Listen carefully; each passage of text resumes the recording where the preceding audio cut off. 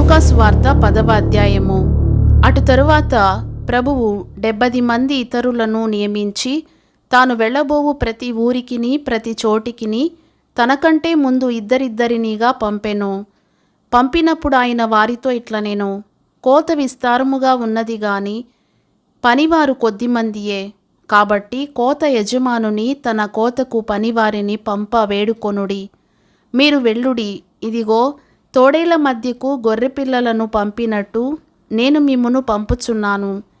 మీరు సంచినైనను జాలినైనను చెప్పులనైనను తీసుకొని పోవద్దు. త్రోవలో ఎవనినైనను కుశల ప్రశ్నలు అడగవద్దు. మీరు ఏ ఇంటనైనను ప్రవేశించున్నప్పుడు ఈ ఇంటికి సమాధానమగుగాక అని మొదట చెప్పుడి. సమాధాన పాత్రుడు అక్కడ నుండిన ఎడల మీ సమాధానము అతని మీద నిలుచును, లేని ఎడల అది మీకు తిరిగి వచ్చును. వారు మీకిచ్చు పదార్థములను తినుచు త్రాగుచు ఆ ఇంటిలోనే ఉండుడి. పనివాడు తన జీతమునకు పాత్రుడు. ఇంటింటికి తిరగవద్దు. మరియు మీరు ఏ పట్టణములోనైనా ప్రవేశించున్నప్పుడు వారు మిమ్మును చేర్చుకొంటే మీ ముందర పెట్టునవి తినుడి. అందులోనున్న రోగులను స్వస్థపరచుడి. దేవుని రాజ్యము మీ దగ్గరకు వచ్చి ఉన్నదని వారితో చెప్పుడి.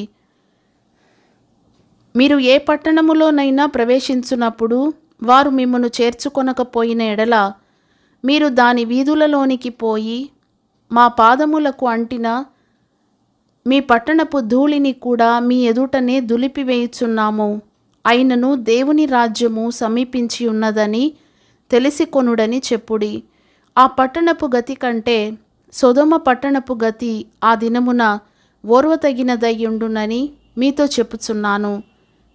అయ్యో కొరాజీనా, అయ్యో బేత్సయిదా, మీ మధ్య చేయబడిన అద్భుతములు తూరు సీదోను పట్టణములలో చేయబడిన ఎడల ఆ పట్టణముల వారు పూర్వమే గోనె పట్ట కట్టుకొని బూడిద వేసుకొని కూర్చుండి మారుమనసు పొందియుందురు. అయినను విమర్శ కాలమునందు మీ గతి కంటే తూరు సీదోను పట్టణముల వారి గతి ఓర్వతగినదై ఉండును. ఓ కపెర్నహూమా, ఆకాశము మట్టుకు హెచ్చింపబడెదవా? నీవు పాతాళము వరకు దిగిపోయేదవు. మీ మాట వినువాడు నా మాట వినును. మిమ్మును నిరాకరించువాడు నన్ను నిరాకరించును. నన్ను నిరాకరించువాడు నన్ను పంపిన వానిని నిరాకరించుననెను.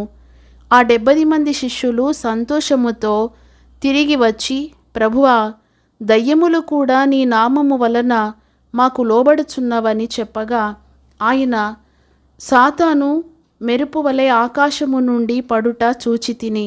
ఇదిగో పాములను తేళ్లను త్రొక్కుటకును శత్రువు బలమంతటి మీదను మీకు అధికారము అనుగ్రహించి ఉన్నాను. ఏదియూ మీకెంత మాత్రమును హాని చేయదు. అయినను దయ్యములు మీకు లోబడుచున్నవని సంతోషింపక మీ పేరులు పరలోకమందు వ్రాయబడి ఉన్నవని సంతోషించుడని వారితో చెప్పెను. ఆ గడియలోనే యేసు పరిశుద్ధాత్మయందు బహుగా ఆనందించి, తండ్రి, ఆకాశమునకును భూమికిని ప్రభువా, నీవు జ్ఞానులకును వివేకులకును ఈ సంగతులను మరుగు చేసి పసిబాలురకు బయలుపరచినావని నిన్ను స్తుతించుచున్నాను. అవును తండ్రి, అలాగు నీ దృష్టికి అనుకూలమాయెను. సమస్తమును నా తండ్రి చేత నాకు అప్పగింపబడి ఉన్నది. కుమారుడెవడో తండ్రి తప్ప మరెవడునూ ఎరుగడు.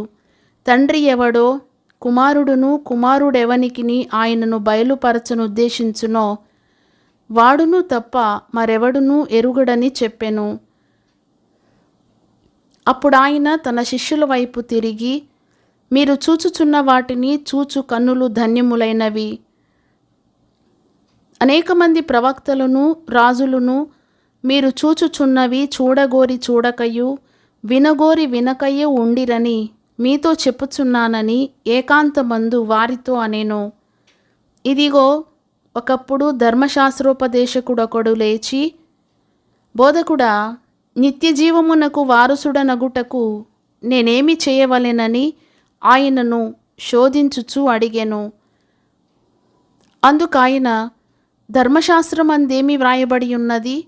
నీవేమి చదువుచున్నావని అతని నడుగగా అతడు, నీ దేవుడైన ప్రభువును నీ పూర్ణ హృదయముతోనూ, నీ పూర్ణ మనస్సుతోనూ, నీ పూర్ణ శక్తితోనూ, నీ పూర్ణ వివేకముతోనూ ప్రేమింపవలెననియు, నిన్ను వలె నీ పొరుగువాని ప్రేమింపవలెననియు వ్రాయబడి ఉన్నదని చెప్పెను.